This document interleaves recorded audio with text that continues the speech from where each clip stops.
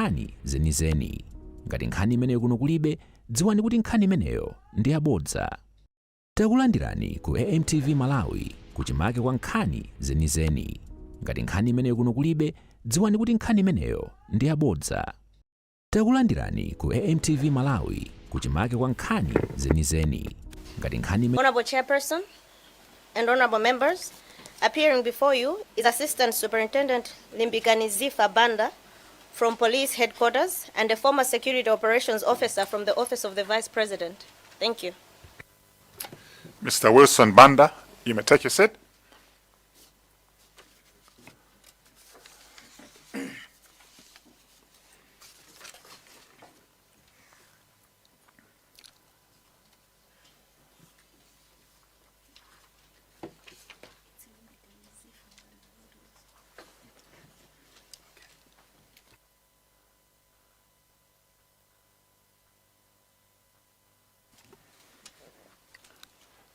Point of correction, your name is Limbikani, right?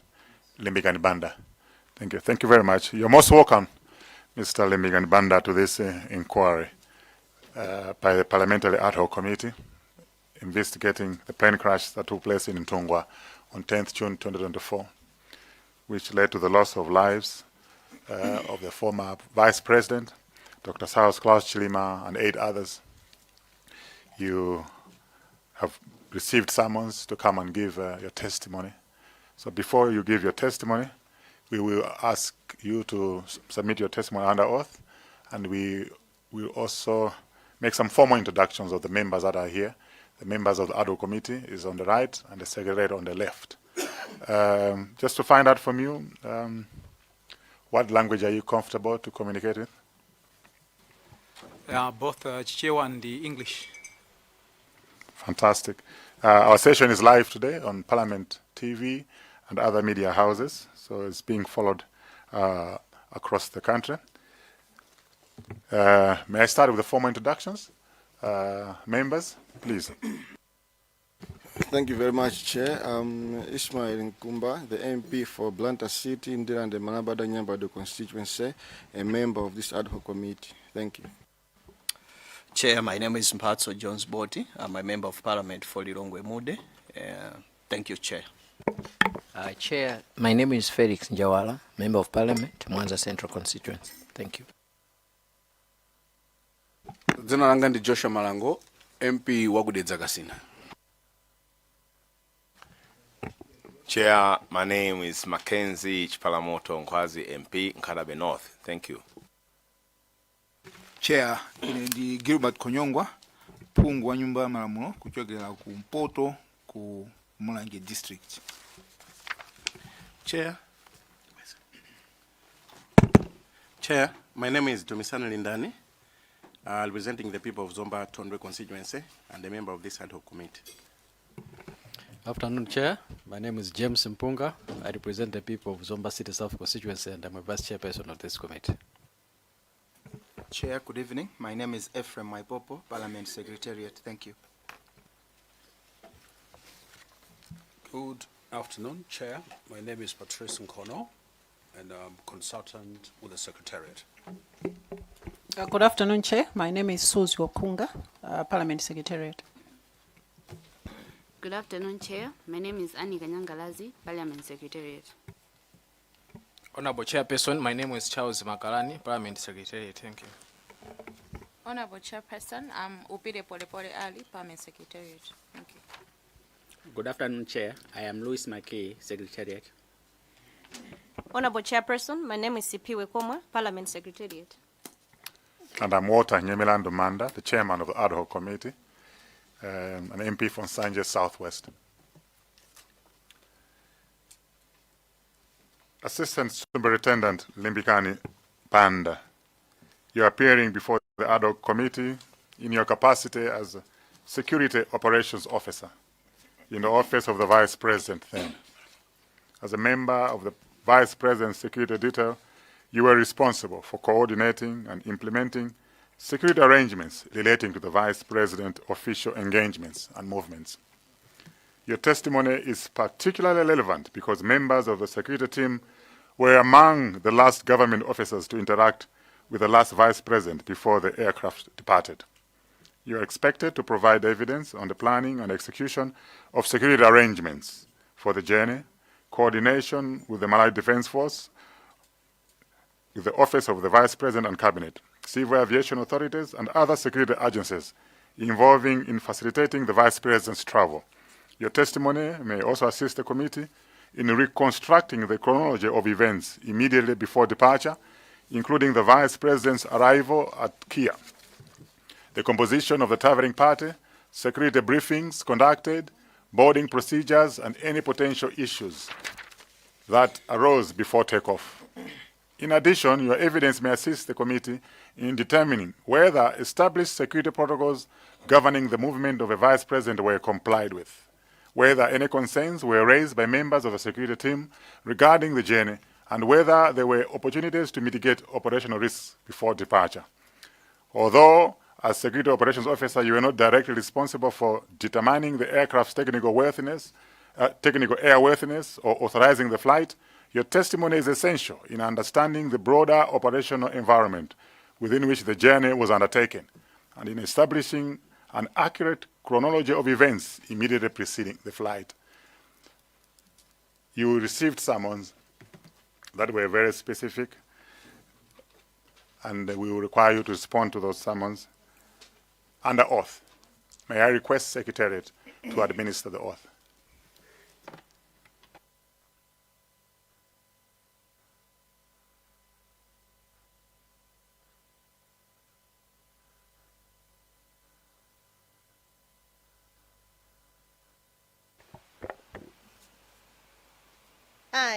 I, Limbikani Ziffa Banda, do solemnly swear do solemnly swear by the Almighty God by the Almighty God that the evidence I shall give that the evidence I shall give shall be the truth, shall be the truth, the whole truth, and nothing but the truth. and nothing but the truth. So help me God. So help me God.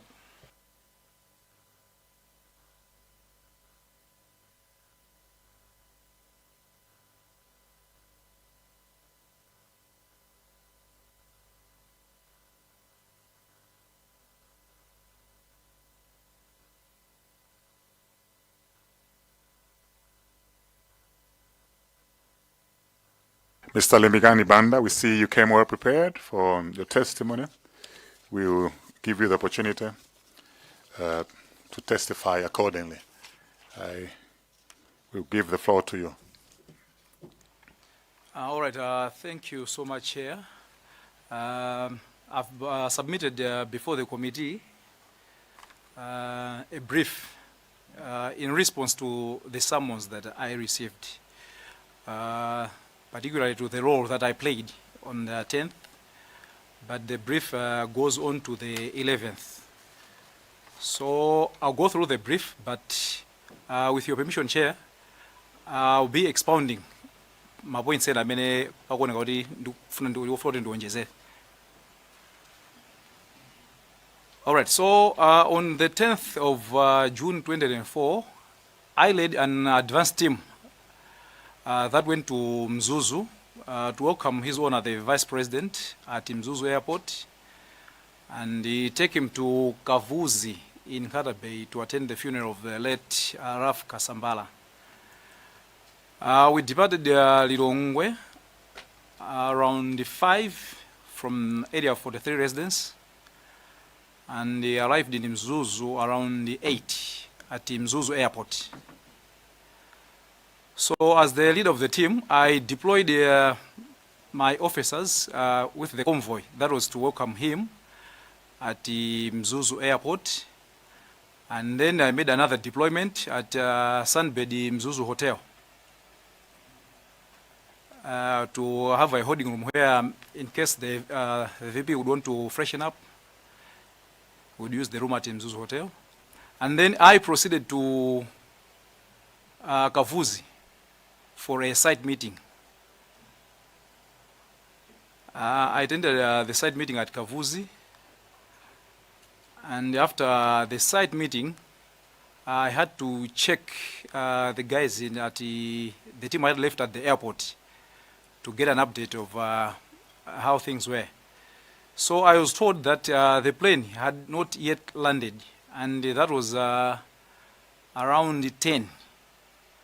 And 10 was the ETA, the expected time of arrival of the plane at the Mzuzu airport. So I said, okay, if it's 10, then the plane has not yet landed. Can you check with the control tower and get an update about the plane? So the officer that was left at Mzuzu airport went back to the control tower, and he was told that they had lost contact with the plane. So upon being told of this, I immediately called Superintendent Gloria Mtugule, who was the deputy guard commander, about this development, and he was the one who was leading the team that was in Lilongwe. So as time went by, and after several phone conversations with the guys in Mzuzu and here in Lilongwe, we went back to Mzuzu airport to continue monitoring the developments or any update that would come up. So I left at the Mzuzu airport, I think around it was before 12 anyway. Before 12, and then I proceeded to the control tower. And I sat with the officer who was on duty in the control tower, and he was trying to find out anything from him. That's when he was telling me that the last time we had contacted the plane was around 9:15, after they had taken off from Kia. And by that time, it was the pilot was trying to get an update of the weather in Mzuzu. And he said he advised the pilot of the weather by that time in Mzuzu. But that was their last contact. And later, the plane went off ladder. So we are banking on the flight time which were devised by the controller officer to say the flight time is 4 hours. That would mean if the plane was still flying, it had enough fuel to fly for 4 hours.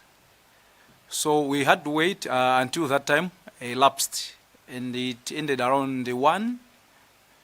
And by this time, I was also in contact with the commissioner of the Northern Region through his deputy, Mr. Glinton Mitai, who is now the commissioner for the North.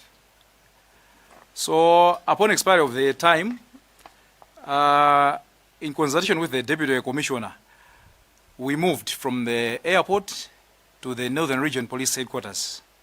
And I joined him and the commissioner in the region control room, so that maybe there could be updates from anywhere, from the police station around, we would know first time. So we stayed on until around 15:30, when the deputy commissioner told me, oh, there's information that one of the phones had picked around the Chikangawa tower, 15 kilometers radius of Chikangawa, no, not Chikangawa, that is Reply network tower. So immediately, the police at that time had already mobilized a good number of officers at the region. So the transport had already been arranged, and then we started off to Reply. As for me, I withdrew an ambulance that was on the convoy and used it as transport to Reply. So all the police officers that came from Mzuzu and others came from Mzimba and Chikangawa police post, we all converged at Reply. In here I've put Reply police unit, but it should be Reply police roadblock. So after briefings there, teams of police officers and the forestry staff were sent out in different directions of the covering the radius of 15 kilometers of that is Reply network tower. I myself had gone through the route of Kawandama, so I went up to Kawandama Hills, which is about should be around 30 kilometers from the tarmac road. going the east of Reply. We searched to no avail up to around 10 when I decided to go back to the base since my phone had run out of power and the radio communication police system, so there was couldn't get in touch with anyone. So went back to Library police roadblock around 10. And there was the commissioner for the north, then Mr. Richard Luhanga, who is now the Inspector General of Police, and the Deputy Commissioner himself, Mr. Mirai, and the other MDF officers which I cannot identify. So they called us for a briefing to say all the leads we had at the moment have yielded nothing. So we need to re-strategize. So let's gather again at 5 a.m. in the morning so that maybe we could have new leads so that could help us to locate the plane where it was. So early in the morning, we converged again at around 5 at the same Reply roadblock. From there, we were told to move to the airfield that is about maybe 4 or 5 kilometers where the command center had been set up. So the airfield was opened as a command center, and the police officers that were there were then as well divided into several teams. And this time around, we had a team from MAST which brought drones, then a forestry, a department of forestry plus a Reply. Omwe amaidziwa nkhalango ija kuti tikakauza kuti mulo area iyi they will know kuti tigawana bwinobwino. So teams were set yoti amakhala the police,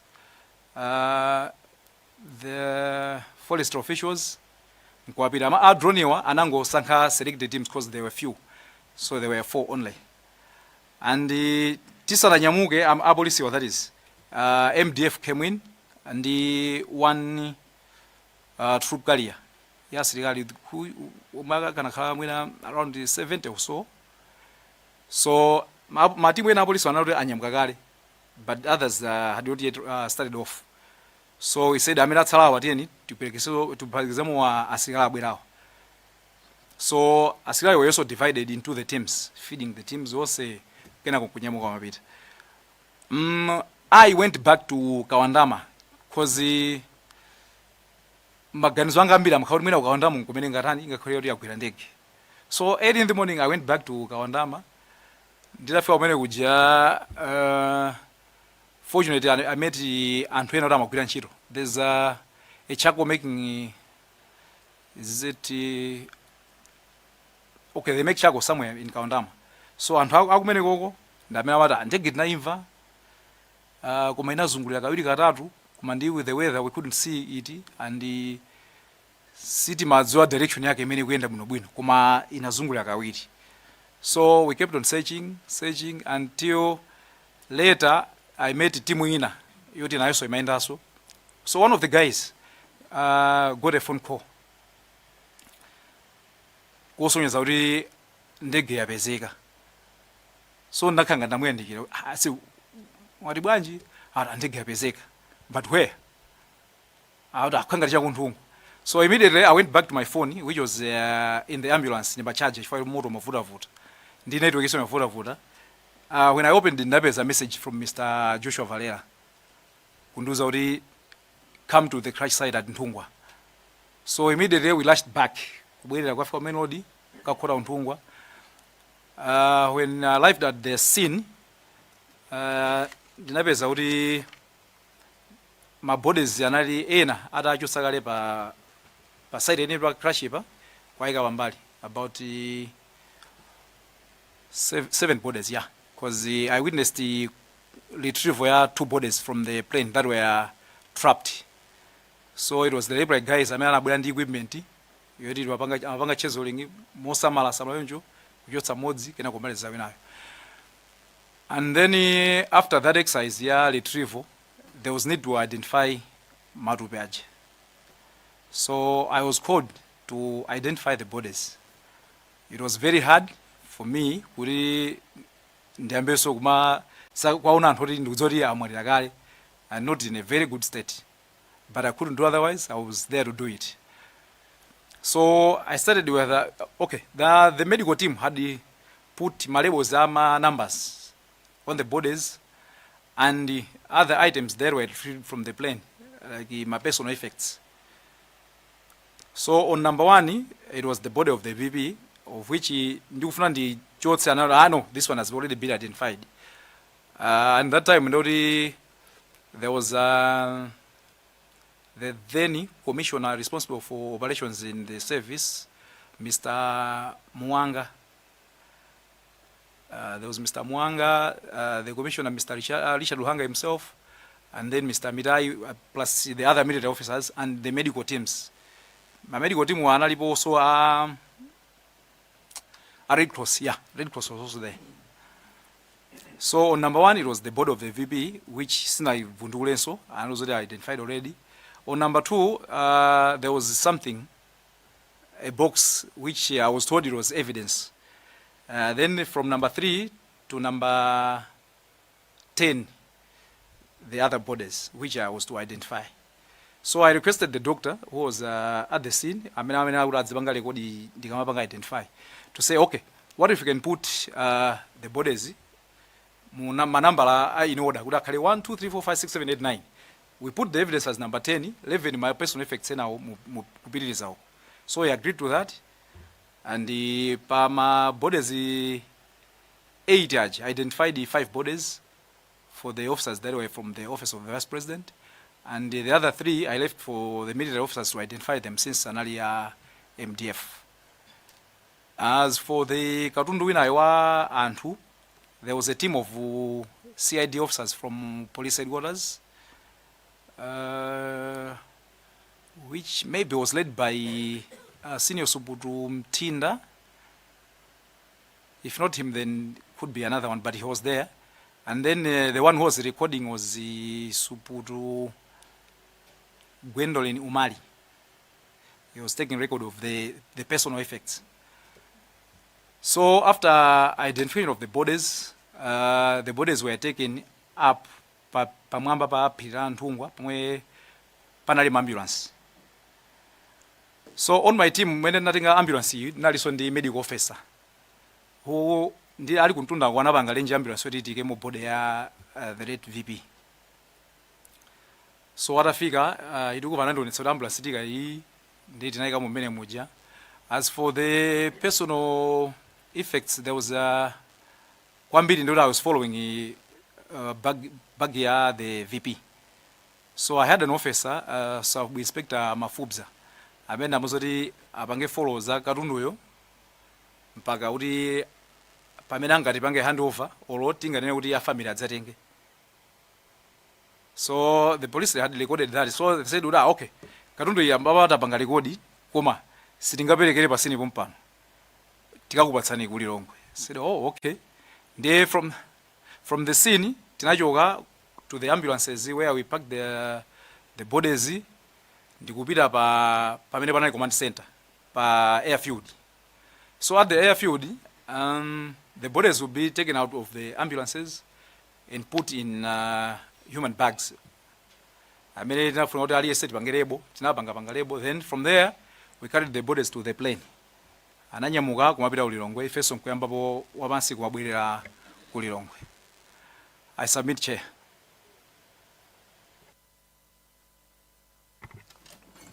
Amafotokoza ripoti yanu. Ndondomeko yake ikumveka. Ntchito yanu munayamba ku Mzuzu. Choncho? Yes, ndayamba ku Mzuzu. Munayambira ku Mzuzu, munayambire pa kukia za security ya kukia simunachita nawo. Is that correct? Yes, zakuya sinapangena unachoka early kumapita straight to Mzuzu. Chabwino. Non mangufana kale clear kuti mafuso mwina akhoza kumabwera obwereraso mbuyo komabe ndi mmene zilili. Members ndatipale mafuso ena ndiyena.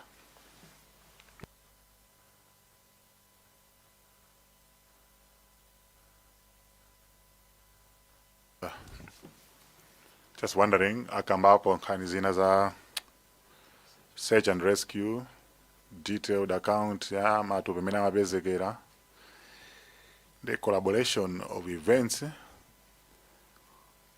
ndi zimene anganene ababa without the experts ndi akuluakulu will leave some lingering questions for validation. So ndimangofuna kuti pangene guide bwinobwino pa mafunso because tikuzopanga preempt zina panopa and then take another 1 or 2 months zinthu zina kuti zapange validate mwina tingokhala focused pambali iyo ya ntchito imene anagwira mzuzuko. Going into my actual technical details panopa ndi phase imene tili ngakhale zina zapangida preempt alipo woka, so nangofuna I just bring it to the members' attention. Okay, yeah. So I am Banda. Chair, I just wanted to make a proposal. If that's possible, then we can just dwell events pertaining to the 10th. We shouldn't cross into the 11th. So anything that has to deal with the 11th, then that should not appear. I just wanted to request that, Chair, if that's possible. Thank you. Of course, he's a key witness to search and rescue. Kuzakhala some key witnesses ena ku search and rescue. Dedi kapanga front panopa ndi bakhala chisokonezo. Okay, so can we do that until maybe time of this discovery of the aircraft? I think that's what I would say. Okay. Sorry. We start with Zomba Tondo this time around. Zomba mwambiri chair. Ndimafuna ndingo pepani kwambiri bana Limbikani Assistant Superintendent Limbikani Banda for the loss. When I got you are quite close to the late former VP. Ndimafuna ndingo tsimikizira papa kuti ndamva bwino munanena kuti mutapita ku Mzuzu pa ground tsiku la ngoziro. Ndege itasowa. Aku control tower anakuwuzani kuti nthawi yomaliza kuyankhula ndi anthu amene anali mu ndege inali 9:15. Ndamva bwino kapena sinamve bwino? I think panthawipo mwina I could not be very right. Koma anyway should have been before 9:30. I think 9:15 ndimene ndege manyamukira kuno ku Lilongwe. Koma itangonyamuka analankhula nawo. So it was immediately after take off from Lilongwe. I may not be very specific on the time. Okay. Mmene mmacheza nawo chifukwa zikuoneka kuti munali munthu mmodzi amene anachita mwayi kucheza nawo kupanga mwayi kucheza nawo anthu akutawa ku Mzuzu on the day. Matsimikiza kuti ayankhula nawo kamodzi atangonyamuka kumene ku Lilongwe kapena anayankhula naso kanthawi kena? I wouldn't say kuti anayankhulana kamodzi, koma it was just indicating kuti that was the last time amene anayankhulana. Mwina ngati anayankhulana before sinathe kudziwa.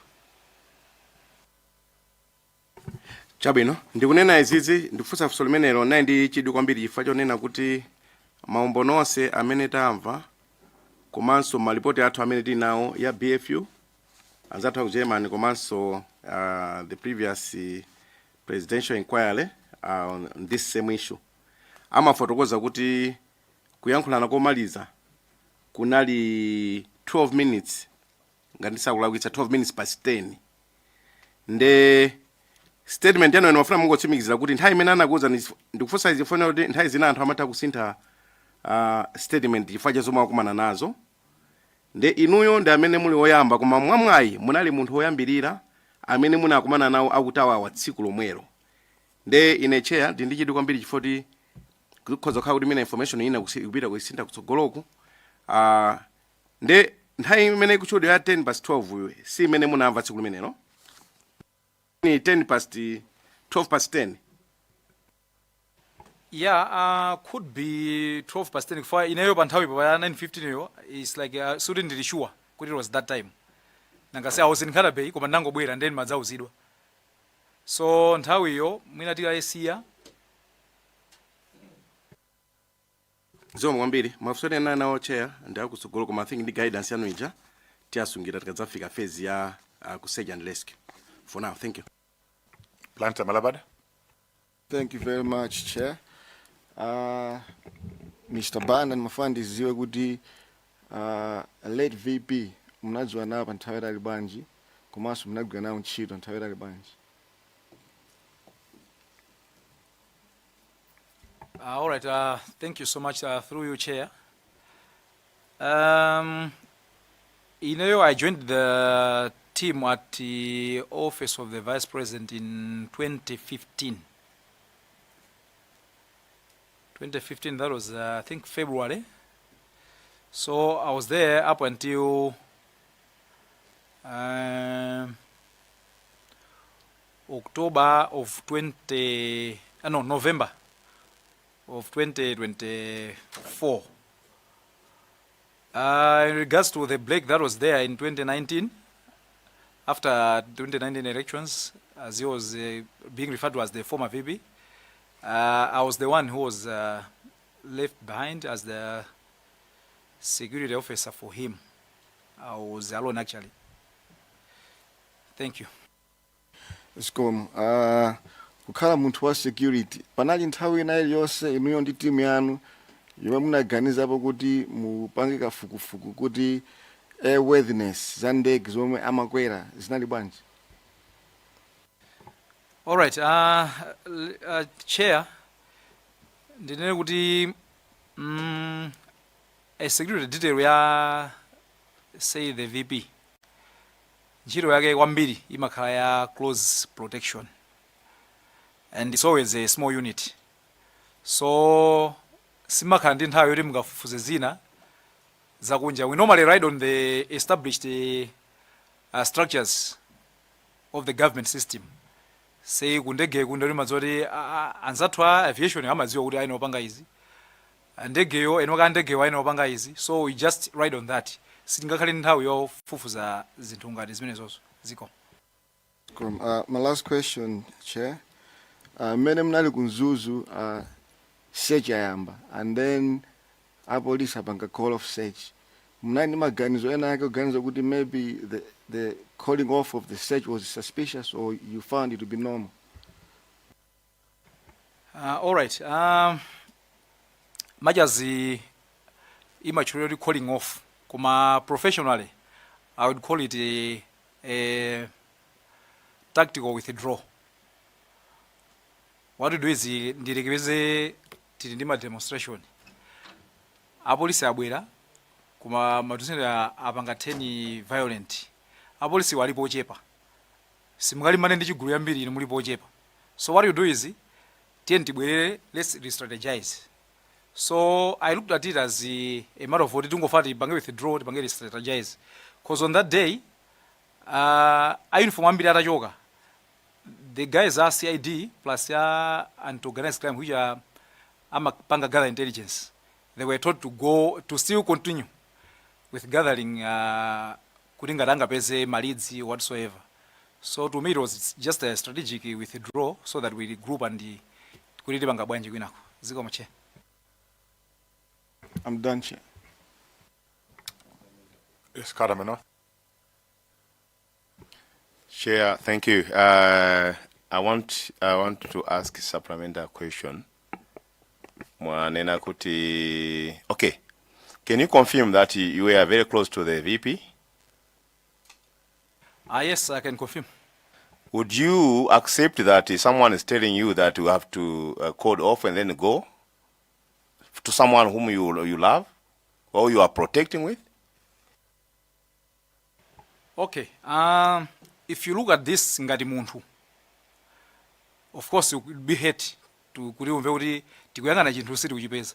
Koma the conditions on that day si zimalula kuti tipitiriza cause tinalibe equipment iliyonse. Ndege yali maiseja manually, and it was very cold that day, very cold that night. And you can imagine on that day I was like Menda Valiram in the cold night. So tinalibe matochi, tinalibe chilichonse. Kuma siri endi timwadira dala magesa galimoto imeti kuendayo kuti tiziona taima galimoto temeruza kuti yangane uku temeruza tengana uku, and the visibility was just apafupi kwambiri ziko kwambiri. Yeah, so funso langa ndakuti the VP is supposed to be guarded 24/7, right? 24/7, and you as a personal guard or the VP, you're supposed to be in touch, whether there's the weather or there's a cold, there's what. Why would you accept okay, let's go home and then we are going to strategize?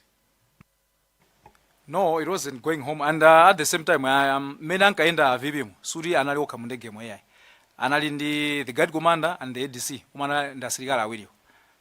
So it wasn't like the VP was left alone. No. Mmene amaenda mana ndasilikala awiri. Ziko mwambi. Thank you, Chair. Chair Nzonzivai, kena kudeza mayana. Ziko mwambira Chair potipatsa mwayi anthu akunchewu kuti tiafuse mafunso Mr. Limbikani Banda. Mr. Limbikani ndimangofuna ndiufuseni kuti nthawi imene ndinendu choyambirira mmene mwafotokozera mwati mmagwiritsa ntchito maujeni magetsi a galimoto yanu kuti muzitha kuona. Sechi imene machita sechi nkati mwa nsewu kapena zimayenda bwanji potengera kuti magwiritsa ntchito magetsi a galimoto andi galimoto singalowe nkhalango mocha. Funso loyamba. Funso la number 2, ku police headquarters munanena kuti munali ku police headquarters ku Northern Region kumene munkachita kumadikirira kuti mwina mutaulandira ma information ena ndi ena kufikira pamene munadzauzidwa kuti ndege yapezeka ku library sigine kuoneka chakumeneko ndi munanyamuka nthawi yanji. Funso la number 3 pepani mwina mudzilemba. Funso la number 3 linalira kuti nthawi imene mumachokayi munachoka nthawi yanji.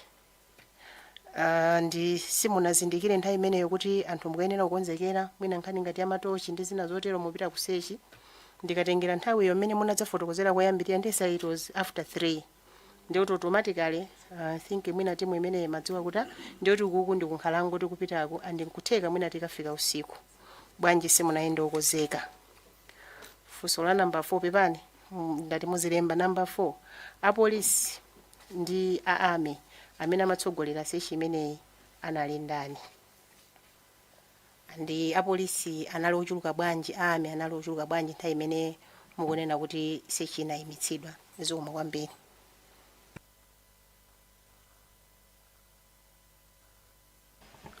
Chair, andibwerezere mafunso yamba awiri.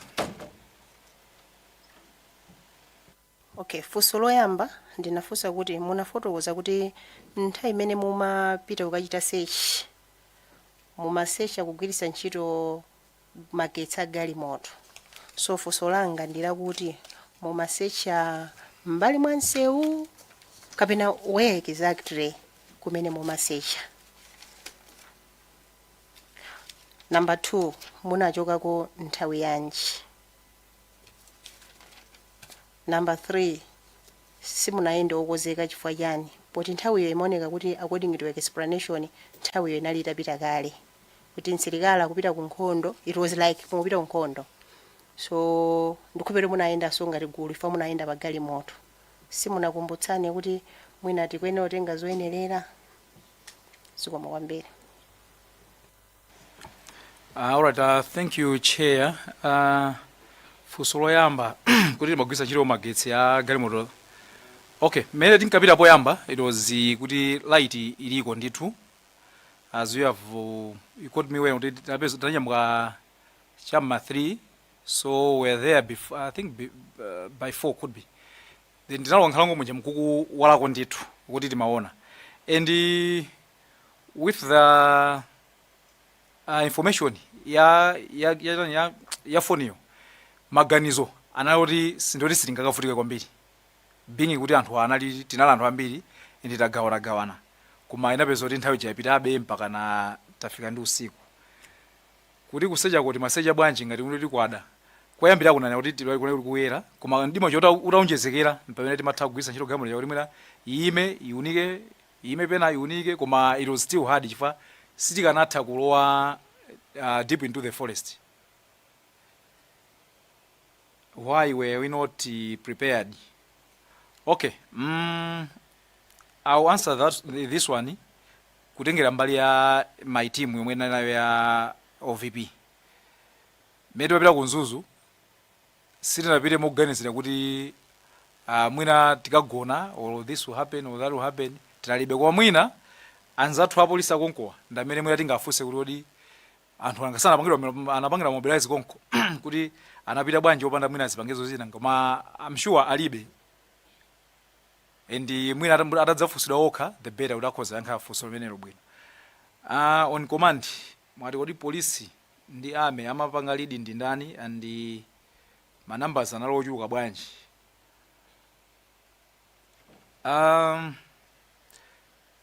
Sechi, I would say, chifoti there was presence of the high command ya police ndi ma senior officers za army, I would say imapangidwa limodzi. If you talk of the numbers, in the first place, I would say a police na anachuluka kuposa IMDF. But in the morning of papa 11 IMDF anonjezeraso anthu ena. That is omwe ndinatha kwaona. Koma I wouldn't say it with serenity. Chifukwa mwina ma strategies awo samapanga ena and the other people are mwina baby somewhere. Koma amene ndinaona ine ndi mene ndinanena. Ziko. Ziko kwambiri chair. That's Mayane. Ziko makwambiri chair. Assistant Superintendent Limbikani Banda pepani wambiri chifukwa cha ngozi imeneyi kuluza Vice President komanso anzanu amene mmagwira nawo ntchito pepani. Ndimangofuna ndidziwe lero limo muchokera ku ntchito imene mmabwera kuno muli pa ntchito mupitiriza. Ya ndachokera ku ntchito kubwera kuno ndithu I can confirm. Okay, ndikukhulupirira mugwira headquarters si choncho? Yes, I'm at the police headquarters. Okay. Ndufuna tichoke pa 10 June 2024. Lero inuyo ngati wa polisi ochokera ku headquarters titamva kuti ndege ina yagwa ku Chikangawa. Muli ndi zida zanji zimene mungayitsimikizire komiti ino kuti mukagwisa ntchito popanga search? All right, thank you, Chair. Much as I wouldn't want to respond on behalf of management, but mwina chimene ndingathe kutsimikiza kuti ndikudziwa kuti panopa tili nazo tili ndi madrone amene mwina mkhoza kuti auluka aona zinthu zina chanjani, koma in case of the other equipment, technical equipment ndi kuti tinama kuti tili nayo. Ndimakumvetserani kwambiri ni imene munanena kuti mpaka na phone yanu inazima, imene kukanza kuti mwina inazima so ifo yoti kalaiti kanali mukuyatsa kugwisa ntchito ngati tochi si choncho? No, kuyatsira tochi kunikira not necessarily koma unali yabe mafoni ndi kuti nthawi yochajayo panalibepo imavuta. Thank you. Okay, mwina ndibwereze motere. Kodi ku polisi kuja panopo matochi omwe makhala nawo pa budget ya? All right. Kukhala kwa matochi pa budget ya police panopa ndi decentralization, every station yawapanga manage zinthu zake yokha, so it isn't kuti police yonse yapanga chakuti koma ma station makhozo panga aliyese budget yake kuti tigule matochi and alipo amakhalapo ena nthawi zina mpeza kuti mwina palibepo. Ziko.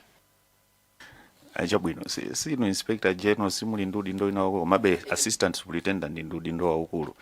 Nangofuna ndidziwe kuti kodi matochiyo ali mguluso ngati la zinthu ngati mmene mmazitengera ngati futi, zipolopolo, majombo chani pa mabudget yanu. zili choncho. Yeah, matochi akhoza kukhala part of that komanso sangathenso kukhalanso nthawi zina koma akhala kukhalapo ndithu mbuyo mutalandirapo matochi aliyense wapolisi kulandira tochi bwinobwino. Mungayikumbukire tochi yanu yomaliza imene kuti inali chaka chanji? Tochi yanga yomaliza should be before I even went to the VP's office, chama 2012 2013. Kuchokera pompo tochi ina simunaioneso yayi. Okay, chair, ndikufunsa mafunso amenewa chifukwa ndimafuna ndizidziwa kuti kodi chitachitika tsiku limenelo iwo ngati mu office amakhala okonzeka bwanji pa zinthu za dzidzidzi, chifukwa ndimadziwa kuti kuchitika chipulikiti amabwera ndi futi zawo tiye gasi samashotaso nthawi zambiri. Ndiye ndimayang'ana kuti kodi mumakhala ndi katundu wanji andi zinthu ngati izizi zimene zikuoneka ngati zophweka andi ndasangalala chifukwa inu mukulankhula momasuka kwambiri. Munthu kamalankhula chilungamo nthawi zina umamasuka kwambiri andi mukuoneka kuti mulibe chawo chifukwa mukananditsutsa kuti matochiwa alipo. Ndimavutika ndikamayenda usiku chifukwa apolisi anzanu ndikamayenda usiku amakhala akundunika mtimatochi tawo ta foni ali chonche mupita kuti so ndiye kwa ine zikuoneka kuti vuto limene linalipo 2024 mpaka nalero la matochi chinthu chooneka chophweka limene lolo likhala ngati likadalipo. Nkufunseni sofunso lina chifukwa cha mmene ma statement mwatipatsa zimaojene zija kodi mumachitotengera malanki zimasukumba mumapasa za mphepo zija zimatengera lanki kapena aliyense mumampasapo? Ayi, zimene amalandira aliyense and mwina ndipitirize kuti mwina mungafunsenso pena kuti tsiku anthu sanavale masukumbawo. Chabwino pa mobilization ya changu ya chonchi zimatheka munthu ene akhoza kuyola chake ngati ine that day ndinalibe and the next day I had to borrow it from someone kuti ndivale. Thank you, Chair. Ayi, zomwe kwambiri Chair, ineyo chimene ndinangofuna kupanga establish ndi chakuti zikuoneka kuti zinthu zinalipeza modzidzimutsa ngati dziko komabe likuoneka kuti sitinadzidzimukebe pa kagwiridwe kathu ka ntchito zinazi ndi zinthu zina zooneka zing'ono poti tidzakhala ma recommendation. I think zinthu zina ngati zimene zifuna anthu atha usiya search chifukwa cha kanthu kooneka kakang'ono chifukwa nkanamba ufusa maleni koti chani zinthu ngati zimenezo kunali kuchikangawa kumabwera mvula ndi anthu mazizira mukananena zambiri china imene sinafuna ufusa nchoti mudayenda ndi chakudya koma ndilekerepo mpochea basi mafunso anga zikomo. No, ndimomwe zilingana busa upita kuchayi chopanda Bible. So tiyameni ndani wina dedza timalize dedza ndithu kasina. Was it you? Chabwino Chair. Ndeta apa sana alinali. Mwapa sa? Chabwino. Ziko mwambiri Chair. Madzulo abwino bambo Limbikani Ziffa Banda assistant Supt pachama Supt.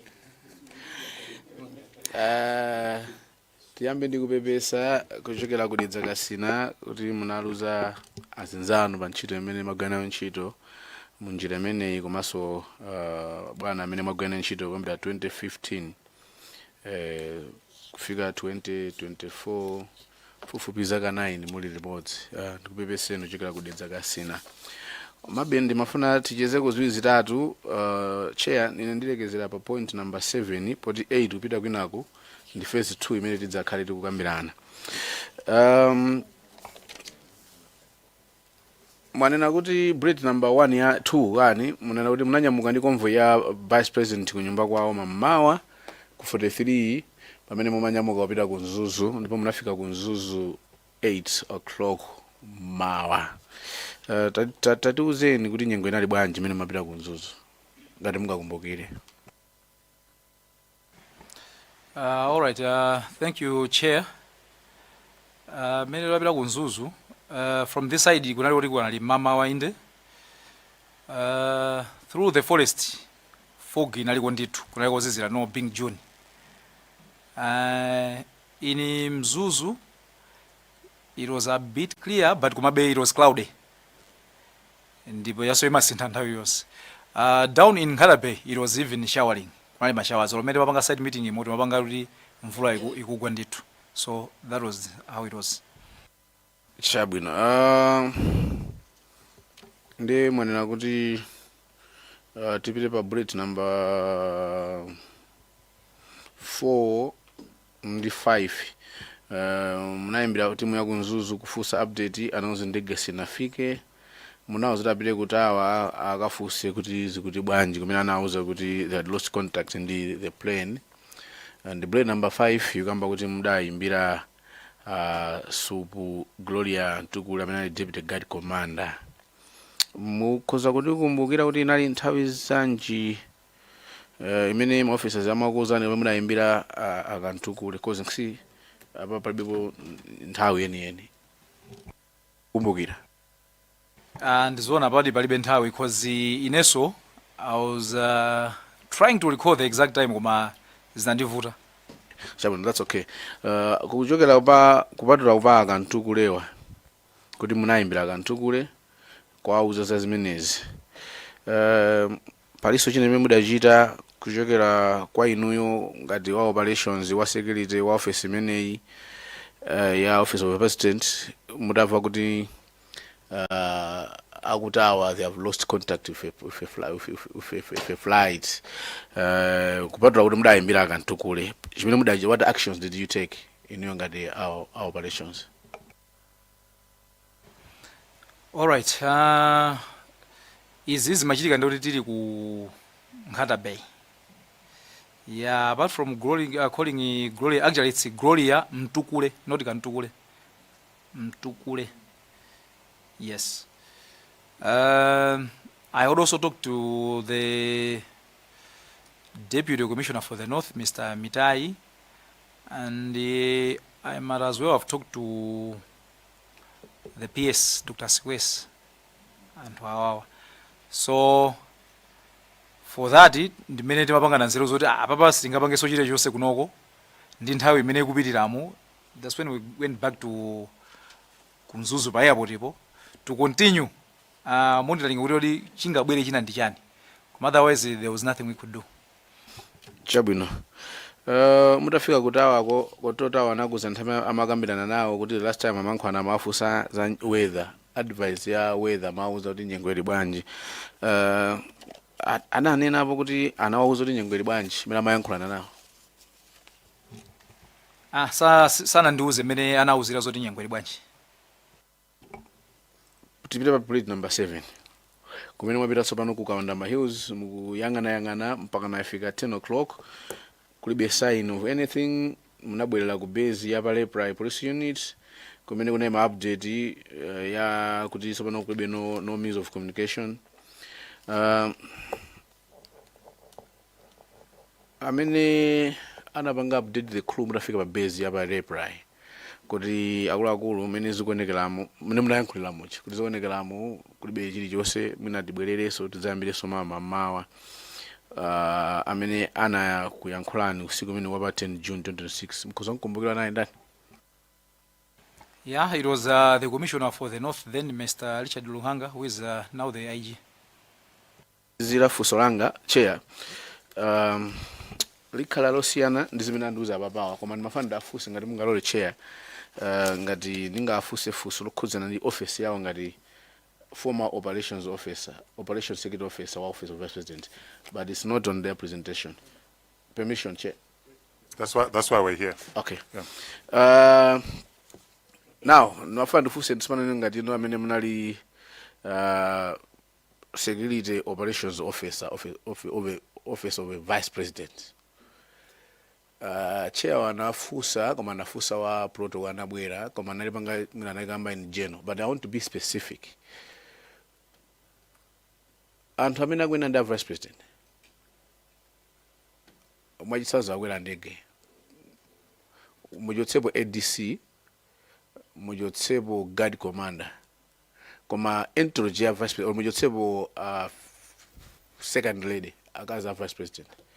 The other team women and vice president, do you conduct search on them? Sometimes yes, sometimes no. As a security expert in Swahili, what's the best practice? You work as a cross protection officer. Best practice. Okay, it depends. That's why I'm saying sometimes yes, sometimes no. So it depends. Meeting one on one, in case normally nditu ama pangido sausage na also the exempted. Aye. Sindikamba meeting for specific kuti amene agwenda nda president sumenero kali pa gaimoto or ali agwenda ndege president ja vice president ajaenda ko ndege ndi ma advisor kaya ndi ndani ndifana panga single out mujotsebo a former second lady mujotsebo ADC mujotsebo guard commander ena amene agwenda nawo aja kandi wa media kandi wajani amene agwenda nawo ndege limodzi. Do you conduct search on them? Ma search kamena amango kwera. All right, I'll go back to where I said pamakhazi nthu zina zoti we ride on the established structures ya boma.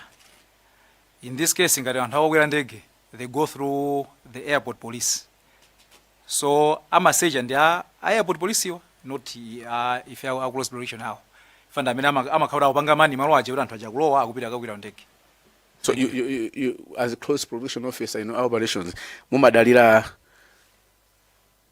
stage ya Agwe Airport? I would say in case of Pandegepa, yes. All right, Chair, that's all from Dedzagasin. Mwanza Central, then Mulanje North. Zikomo kwambiri, Chair. Nimafuna tipite pa point number 2 imene kwamba za convoy imene munaenda choka ku area 43. Munena kuti munanyamuka 5 o'clock munakafika around 8 o'clock. Are you sure of this timing? Yes, I'm sure. Ndi imene timayenderamo because timaenda be motamanga I should admit. So 3 hours imakhala many maendera nthawi zonse mlilongwe nzuzu 3 hours. Okay. No, ndingofunsa chifukwa chonena kuti ndi imene timamvera ena manena mayendedwe imene amayendera popita ndi kuona 3 hours iyo chifukwa kuyenda kuchoka ulilongwe 3 hours ukafika ku Nzuzu ndi kuti ndi speed ndithu ya bwinobwino. Then mangofuna ndichite confirm kuti munakwanitsadi kuyenda about 3 hours kuchoka kulilongwe ukafika ku Nzuzu tsiku lomwero mama omwewo. Yes, I can confirm.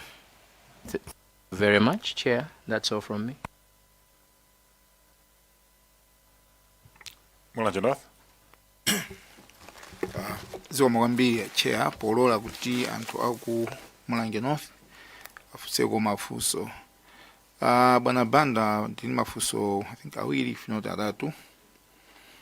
Fuso layamba ndimafuna ngomvesesa pa kachezedwe kanu ndi akutawa. Mwatiuza kuti mutafusa anaonera kuti ife kulankhula komaliza ndi crew kunali nthawi imene amafusa amayankhula za weather. Komano mu report ya BFU akutawa wanena kuti anayankhula nawo komaliza about 10:12 kenako 16:10 pamene ndege imapeza kuti yagwa. Andi pa nthawi imeneyo amauza kuti ati kuchokera chaku Ekwendeni side sana kambepo nkhani zokambirana za weather. Ndeni mafuna kungofunsa kuti kodi mene macheza ndi akutawa sana kuuzeni za nkhani yonena kuti amachokera chaku Ekwendeni. No, panalibepo any talk of Ekwendeni koma kuti polankhulapo pochezapo mati ngasisakufitira ndege kuganizira kuti mwina akhoza kuti afuna kuti akatere ku airport ina yapafupi koma not specifically to say kuti akuti akuchokera ku Ekwendeni ayi. And sana nene so zakuti in terms of manya kuti mnankana nkhani ya weather nango kamba kuti nankana za weather koma sana ne kuti anapanga advise motani malinga ndi imene nyengo ina lili. Yes, sitinadziwa kuti anapanga advise motani, anangoti ndayankhula nawo amafunsa update ya weather basi. Zikomo kwambiri. Deba point 7 munanena kuti anthu munapanga convene or converge pa roadblock pa library. Kodi pamene pa anthu munakhala pansi kupanga plani kuti search iyenda moteremu mwina kufunsa anzathu a library kubwesa mapu amene ili dera lonse lija ndi kugawana kuti kodi ena alowera uku ena apanga chonchi kapena panalibepo that kind of planning. Titapanga converge pa library police roadblock pa ngati mungawengebe musimo ndikunena zoti matimziwa amene amapita pa first day amapita ndi anthu ena a forest kuti amadziwa nkhalango ija so that imene agawidwa kuti mukapita area iyi a police fere makati siti kudziwako kuti this is the area koma ene wake amadziwa so they were there. Ndiye mati this operation inali jointly between police the MDF. Mukumene matisimikiza kuti pafika nthawi nake mutaona kuti ndimene you were rather ill prepared kupitiriza ndi search pamene IMDF akunena kuti iwo amapitiriza search iyo. Coordination yanu inali bwanji pakati pa inu ndi ya MDF? All right. Coordination ya MDF ndi police was through management ya police, the top management, that is, who was the commissioner for the north. So coordination was between akuluwa ife kumusiku kuti mango uzidwa zochita.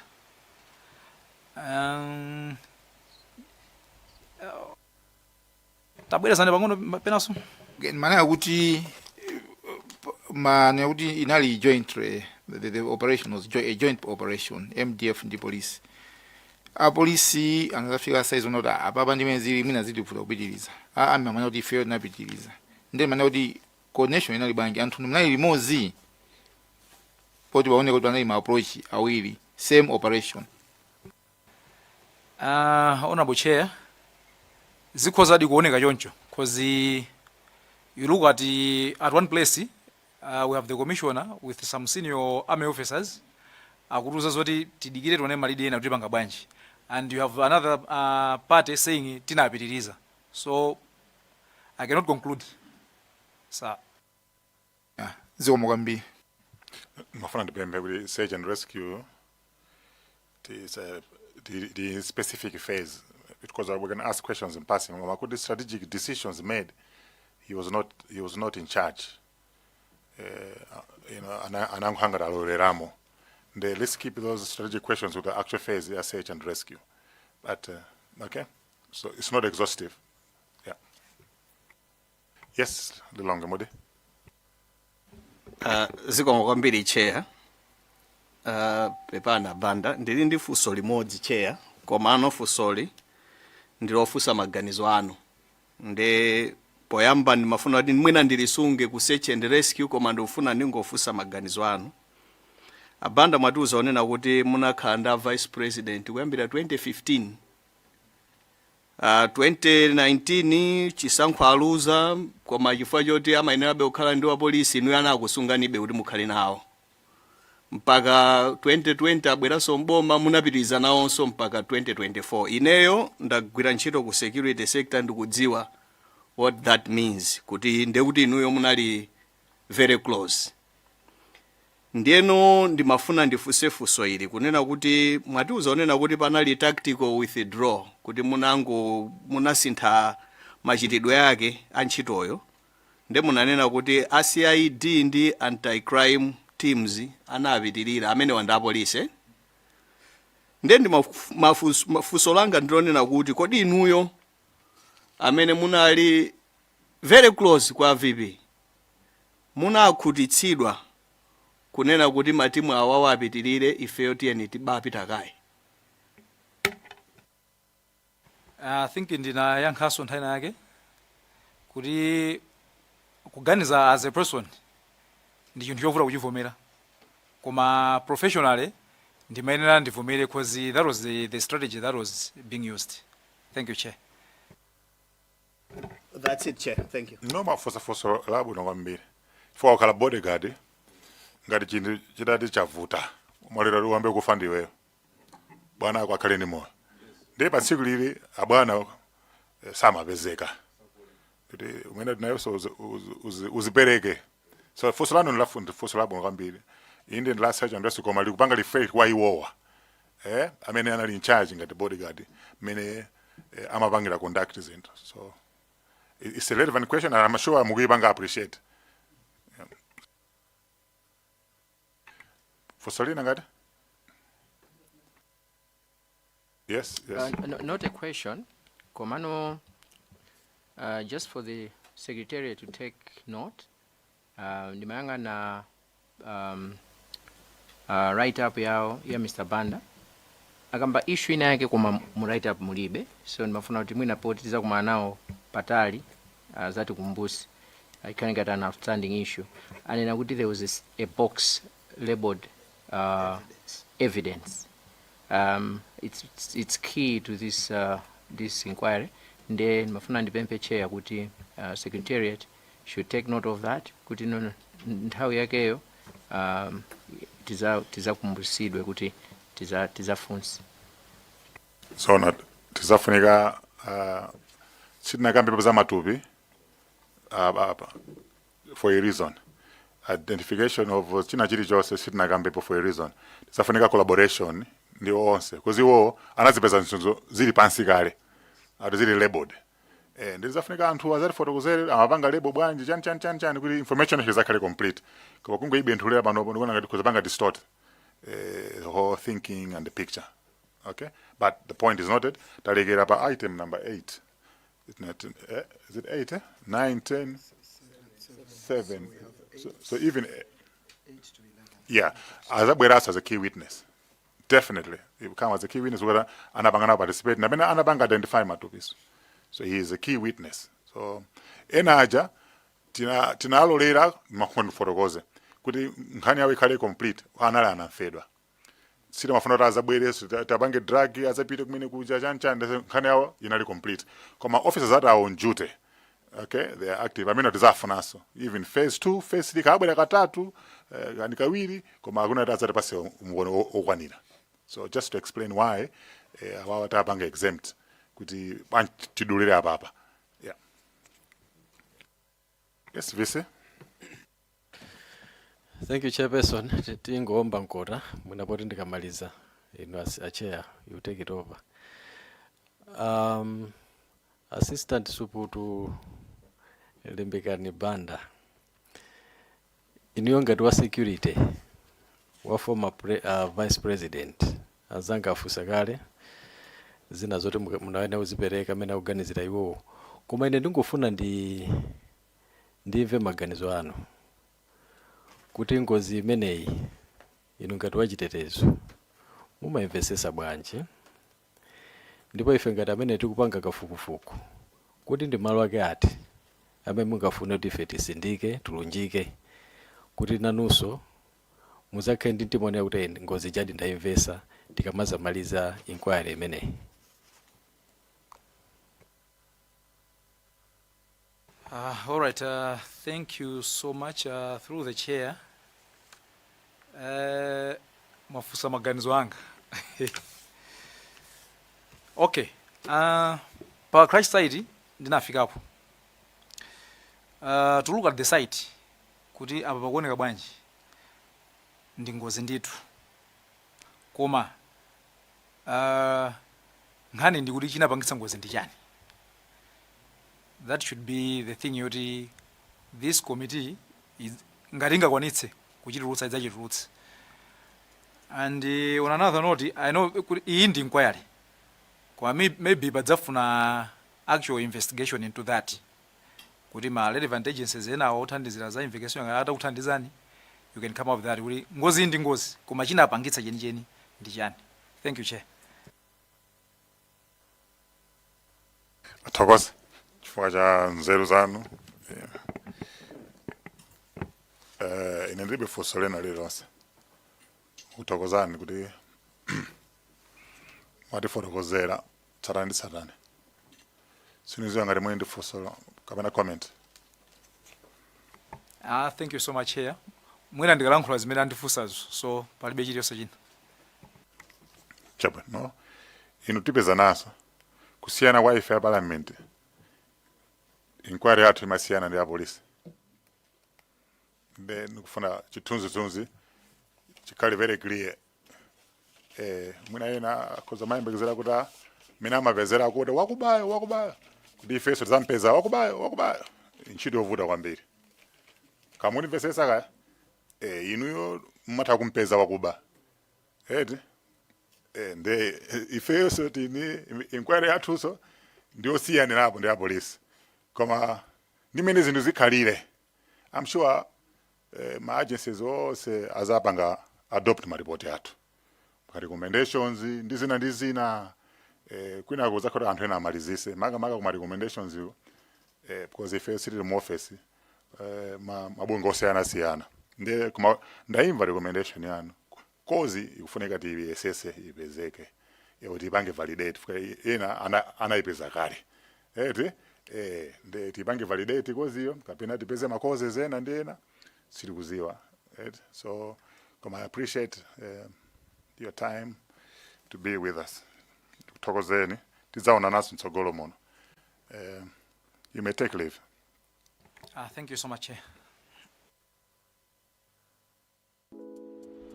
Osayiwala kupanga subscribe ku channel ya AMTV Malawi. Osayiwala kupanga subscribe ku channel ya AMTV